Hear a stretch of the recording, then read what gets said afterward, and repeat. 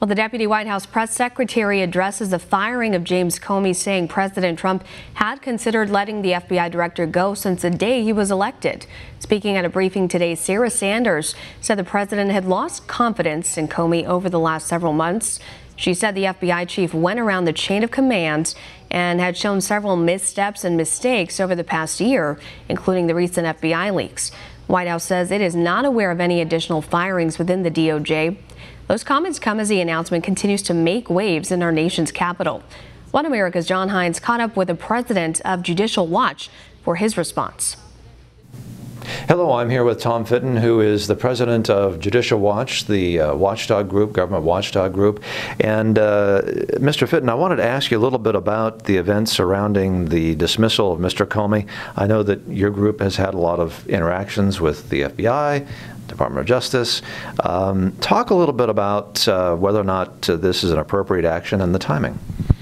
Oh, it's wildly, let's put it this way, it doesn't get any more appropriate than a president making sure that the head of the FBI has the confidence of the American people and can be trusted to do the job. And Mr. Comey has demonstrated repeatedly he doesn't deserve that trust, and he should have been removed a long time ago.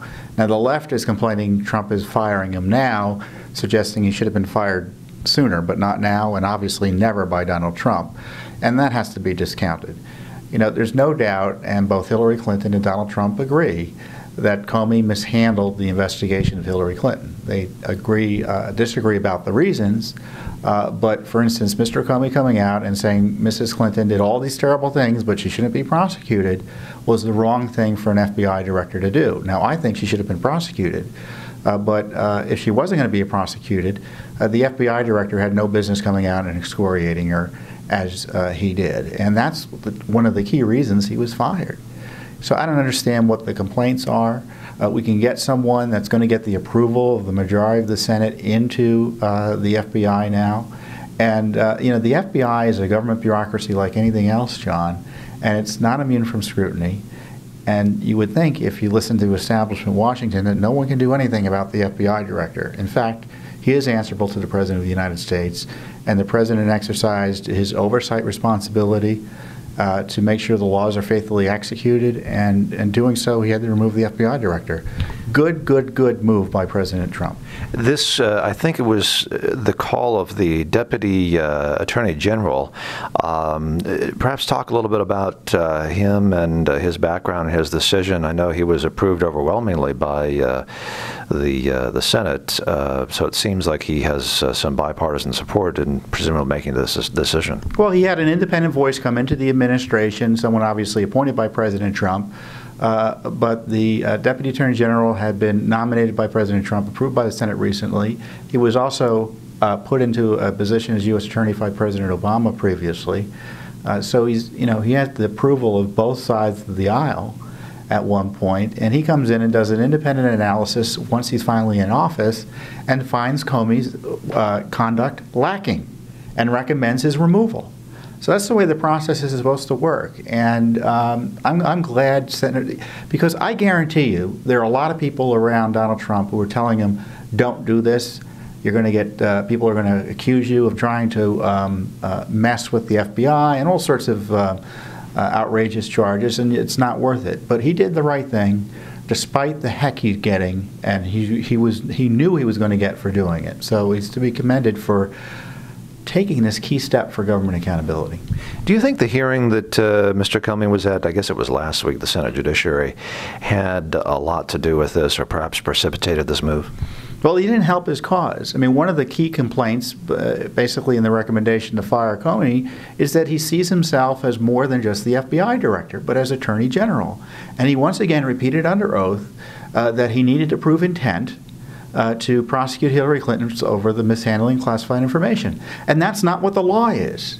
And he's not the one supposed to be interpreting or applying the law that way. He's only the FBI director. He's the investigator. And he makes recommendations where the evidence supports charges one way or another. And whether the law, what the law says is that it's a gross negligence standard. If she did something not caring about the consequences, she can be prosecuted for mishandling classified information. And Comey's misstated the law repeatedly on that, And it's not his position either to kind of correct what the law is by rewriting it as FBI director, but he just thinks he's King Solomon in many respects. He's charged with threading the needle. He's not. And looking ahead, thoughts on potentially replacements? Oh, I would go with an anti-establishment pick, but I don't know if that's going to get the support of 51 senators. He has to make sure all the Republicans are on board in the Senate in order to get the FBI director confirmed quickly. In the meantime, I'm concerned there are Comey holdovers at the FBI, and there needs to be a real wholesale change at the leadership of the FBI. So I would bring in a reformer, someone who has obviously a record of law enforcement experience, but also a reform record as well. And because the FBI is in dire need of reform, they're not a perfect agency. They've mishandled a lot of counterterrorism investigations. They need an independent look-see because that agency is as much in need of reform as any other federal bureaucracy here in town. Perhaps a bit of a house cleaning, that may be. Well, there we are. There you have it, talking to Tom Fitton, who is the president of Judicial Watch, the government watchdog group, who has been, of course, investigating the Hillary Clinton issue and many other having to do with the Department of Justice and government corruption.